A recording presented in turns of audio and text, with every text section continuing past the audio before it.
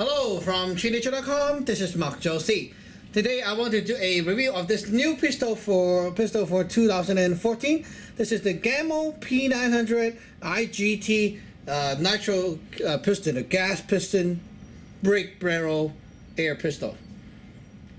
It's new and I got it from AGS, Airgun Source. So it's one of the pistol that I really won't say I'm fond of, but it's pretty cool, new technology and so on. So let us take a close look at this.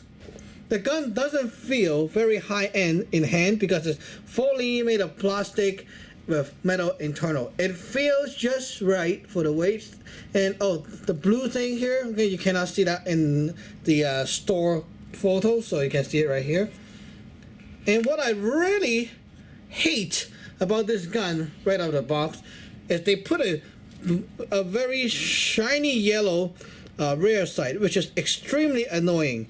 And then front here is a one dot of fiber optic orange dot, and it's really annoying. Like, I really hope or wish I can just swap it out or paint it black so that I can see it properly. In a daylight situation, okay, with this thing here and the little post with the hard to aim fiber optic sight, it really makes it so difficult to aim. I really do prefer a really simple matte black iron sight. But well, I don't know, maybe Gamo is kind of wanting to make this thing special or something, I don't know. And the trigger is plastic. That is like one thing that I really am shocked about. Plastic trigger. I don't know how long this will last, but also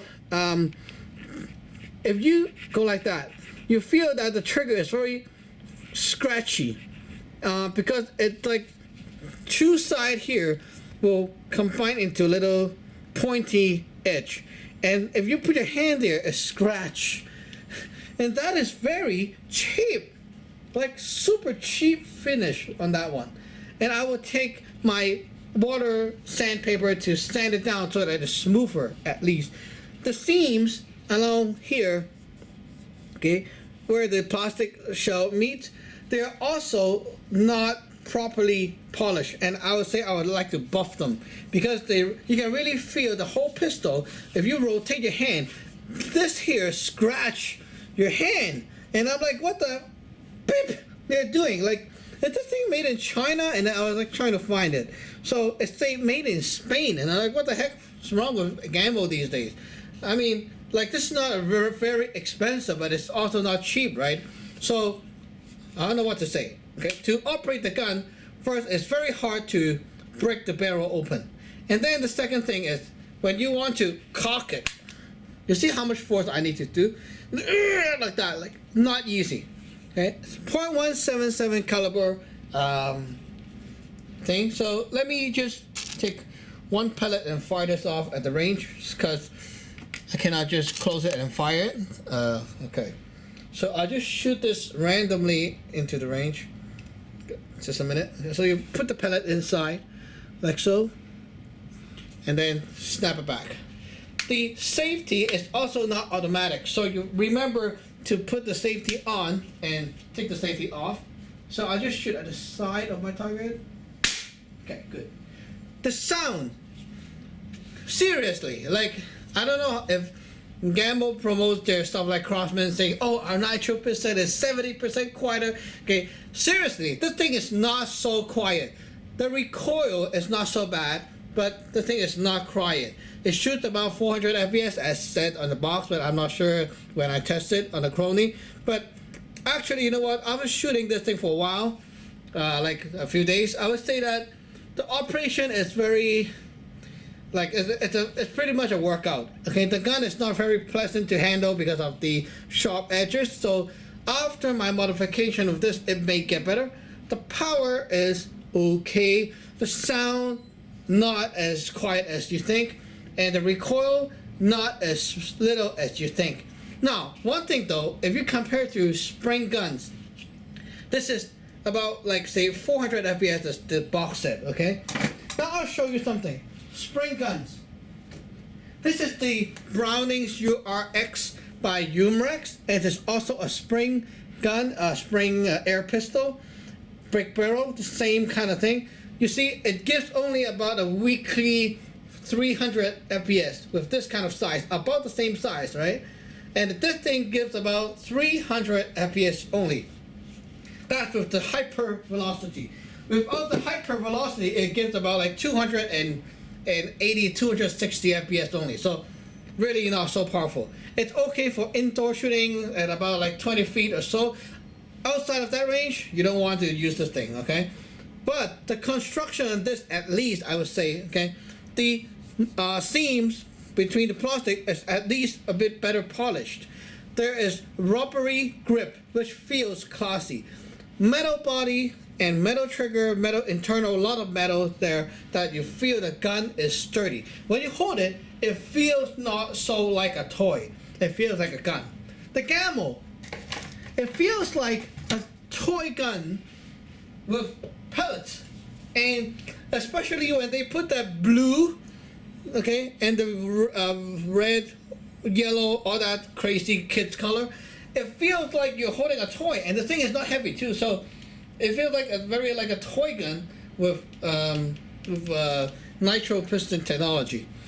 I don't know what they're doing. Okay, one thing I want to try to compare is another pistol, big barrel pistol that is more powerful than the Browning URX. This thing shoots about mid 300 FPS. It's also a spring air pistol, big barrel, Browning, sorry, not Browning, Ruger Mark 1. This is extremely heavy. This here feels like those air rifles. It's totally like steel, and the plastic on this feels very, very sturdy, and it feels like firearm plastic. It comes with a little thingy, cocking handle, so it's like that. So imagine if I put this thing on, compared to the Gamo. The Gamo is smaller, but it gives a bit more FPS. So for backyard shooter, this is okay, pretty good. You save money on buying CO2. You can still shoot cheap, and I think they're trying to cut down the cost for whatever reason. So now let's take this thing over and shoot at that target at about 20 feet, and then we'll see the accuracy of this gun, okay? Now today we'll be using the pellet that I love to use, which is cheap and, which is cheap and in bulk boxes. Craftsman pellets, 7.9 grains, okay? I'll shoot this 10 shots of these into the target, and you can see the groupings, and I will be shooting at 20 feet at a rested position. Let's go. Okay guys, so here we'll be shooting at this target at 20 feet, and as you can see, the target is the shoot and see target, so you can see the result very quickly. Okay guys, so let's take a shot at 20 feet. Okay, I'm trying to be as rested position as possible.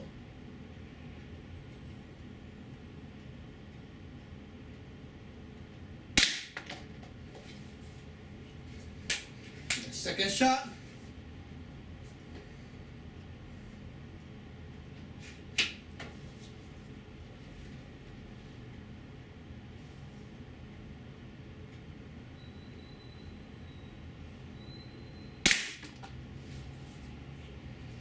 Third shot.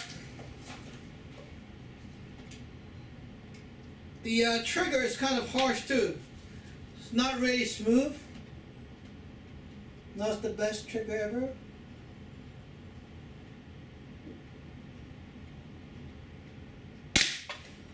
It kind of gives you a tiny little jerk.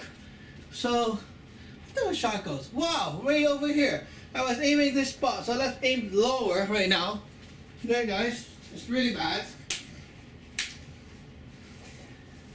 Seriously, the gun haven't been adjusted out of the box, so you can really see the problem. Okay, aim low.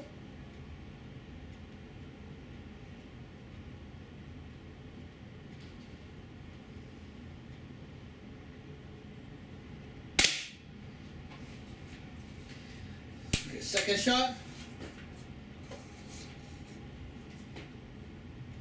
The problem with this sight here is that it's so hard to see and so hard to aim.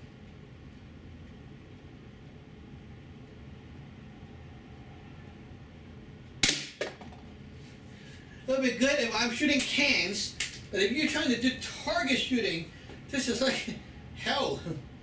You can't even aim properly with this thing.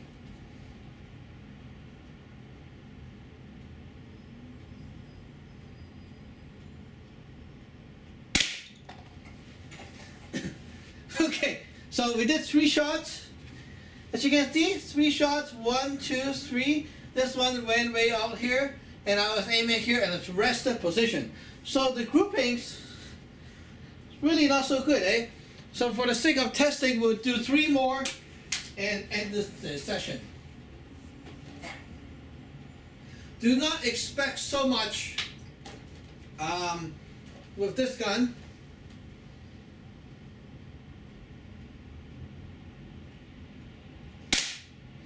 And they actually do give you a little bit of recoil or jerking force that actually kick backward when you shoot.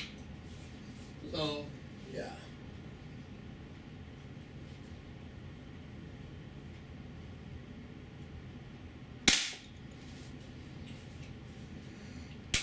Let me tell you guys, it's really not so comfortable to aim this gun all the time.